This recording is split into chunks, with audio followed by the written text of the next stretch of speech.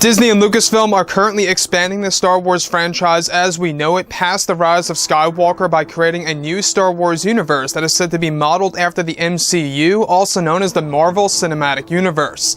This is Mike Zero. Make sure to subscribe if you're new to the channel for future Star Wars content. Now, one thing about Episode 9 is that, of course, this movie really does determine the future of the Star Wars franchise, and that, of course, includes everything on Disney Plus and the new trilogy and other projects currently in the works by, of course, Disney, Kathleen Kennedy, etc., etc.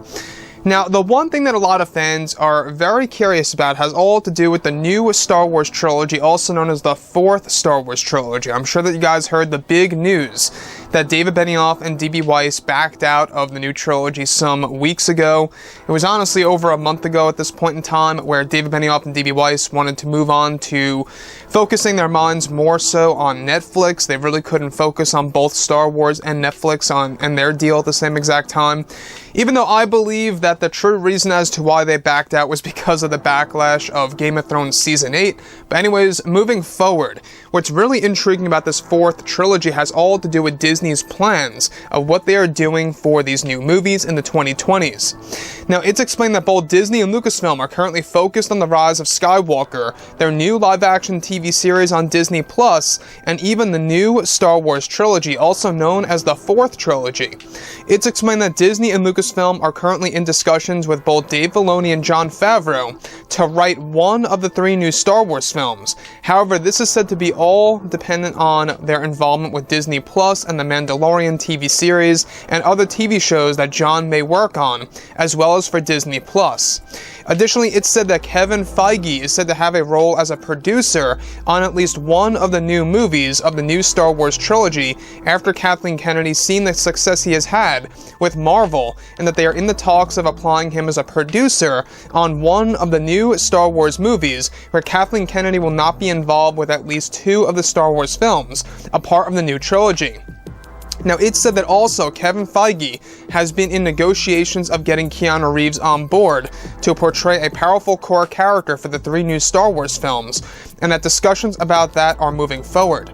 It's unclear as to what or who Keanu would play, but it's safe to say that he would portray a Sith or a Jedi. It's said that the new trilogy will be modeled after the format of Lord of the Rings, as far as the scale of the film goes and how the action will be presented to the audience, and that they are said to be the darkest Star Wars films ever that hardcore fans will enjoy. The scripts of the film by David Benioff and D.B. Weiss will not make it to the reset of the new trilogy, and that Disney is looking at exploring the Old Republic era, or Knights of the Old Republic era. The budget of the films are also aimed to be far higher than the sequel trilogy movies, and that they are aimed to actually make these movies longer than usual, and that George Lucas will also be involved with the first film dubbed as Star Wars X. So let's go over a couple of parts about this. Now, obviously, Star Wars is in a very complex state right now with the rise of Skywalker. A lot of fans have mixed reactions of this. A lot of people are apathetic. A lot of people are worried about the movie. A lot of people are very excited. I more so fall directly in the line of being very worried about this movie because of exactly how this is 40-something years that this has actually led us to. You know, the saga started back in 1977, and here we are, you know, just 20 days away from Episode 9's release.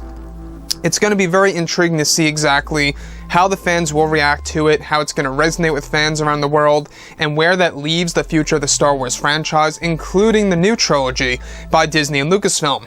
I want to go over one thing about Disney and Lucasfilm's take on these new Star Wars movies, is that Kathleen Kennedy is said to not be involved with at least two of the actual Star Wars films, where she will only be working on one of them. Now, the reason as to why I believe that this could very well have something to do with her contract as president of Lucasfilm ending on, of course, you know, sometime in 2021, that could very well explain as to why the two other Star Wars films she will not be working on and will only be a part of the first one.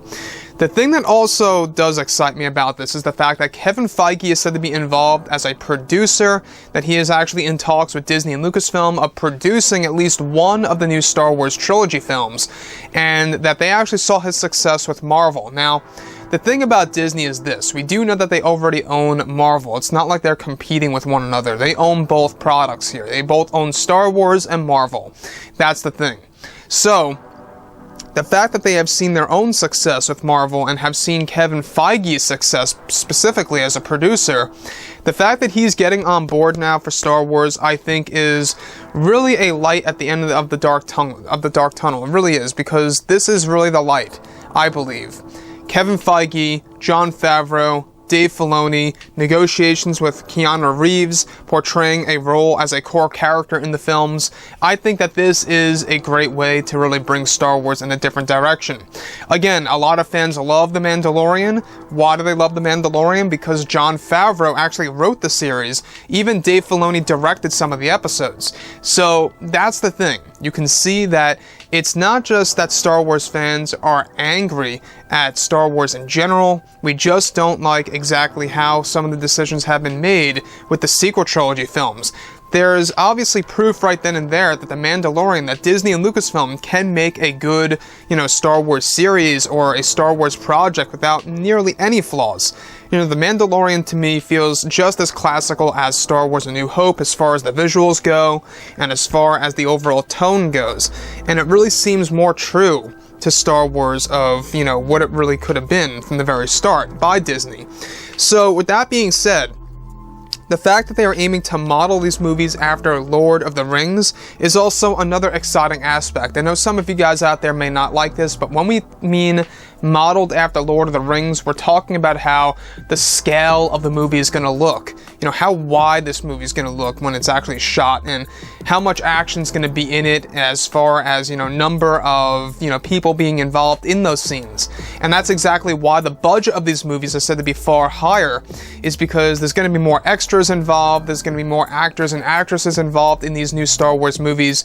Again, like I say, when we look at the new expanded universe, the fact that they are planning to kickstart that in 2020, and whether or not it's going to compare greatly to the old EU back in the 90s and the early 2000s, that's a big question open on the table for discussion. I'm not quite sure exactly, how the new expanded universe will compare to the old one, but the new Star Wars trilogy is actually said to be basically a big part of this new universe that Disney and Lucasfilm are putting together to actually emulate the MCU. And what I mean by that is, the fact that they are trying to emulate the MCU is that every single Star Wars project on Disney Plus is going to connect to each other, where eventually it's all going to lead up to the new Star Wars trilogy. That's basically Disney's remedy.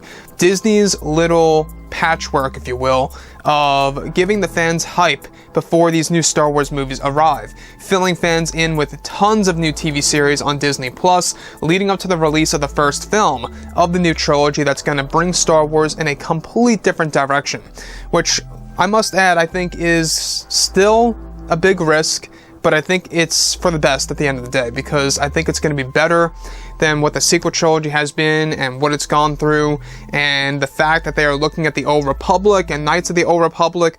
Like I say, it gives us the opportunity to witness tons of Jedi, tons of Sith, new Darths. I mean, the possibilities are endless of what they could really do to really bring something new to the table modeled after a video game of all things, right?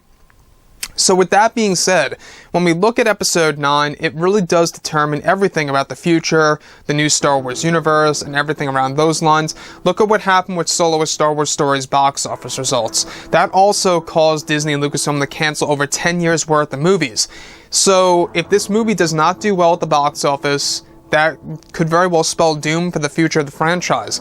Do I think it's still going to do decent at the box office? I still do believe it'll do a decent job at the box office regardless. People are going to go ahead and see this movie. I think that a lot of fans out there they're very worried about it, very apathetic about it, but still very curious about exactly how it's really all going to end. I mean, exactly how, bad or good it's going to be or whatever have you. So that's the thing here. So anyways, guys, drop a comment below. Let me know what you think about all of this below in the comments. And if you guys did enjoy the content for today, do make sure to drop a thumbs up on this video to support the channel. I thank you all so very much for the kind support, and I'll catch you guys next time.